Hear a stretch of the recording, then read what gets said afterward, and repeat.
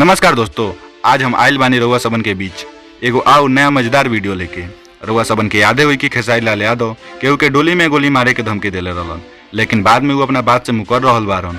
हाँ भाई, हम बात कर रहल बानी खेसारी लाल यादव के आज आइल एगो नया गाना के बारे में, जेमे डोली में गोली मारे वाला खेसारी लाल यादव अब बस शराब के अपना दिल के भरास निकालत बारन। ई शराबे वाला गाना बा जोना के टाइटल बा नीलुआ तोरा पिलुआ पड़ी। जोना गाना में खेसारी लाल यादव इंदौर के दूल्हा से नीलुआ के शादी के बात कर रहल बारन।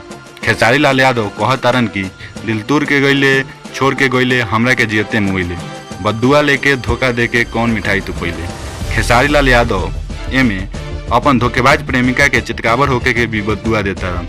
उ कोनो भारी बीमारी होके के भी शराब देत बारन। खेसारी लाल यादव के गाना रिलीज होके के सूचना आ रिलीज होके के बीच ही अक्षरा सिंह अपन आवे वाला गाना के सूचना देली। आ खेसारी लाल यादव के गाना रिलीज होके के 15 मिनट पहले ही अपन गाना रिलीज कर दियली। गाना के टाइटल बा हंसले घरवा बसो है बेटा। ई गाना में अक्षरा सिंह बता रहल बारी कि इनकर घर बस रहल बा, अक्षरा सिंह शादी कर रहल बारी। देखी भैया लोगी, एक तरफ खेसारी लाल यादव अपन गाना में नीलुआ तोरा पिलुआ पड़ी में अपन दर्द बता रहल बारन, तो दूसरा तरफ अक्षरा सिंह अपन घर बसावे के बात कर रहल बारी। एगो अंदर के बात बताई भैया, हमरा तो शक बा कि खेसारी लाल यादव जौन नीलुआ के बात करत बारन वो इहे तो नानू होई। और रउआ लोगन के बारे में का ख्याल बा रउआ नीचे कमेंट करके जरूर बताई। वीडियो पसंद आइल तो लाइक करी आ ऐसने जानकारी ला हमारा चैनल के सब्सक्राइब करी आ बेल आइकन के जरूर दबाई।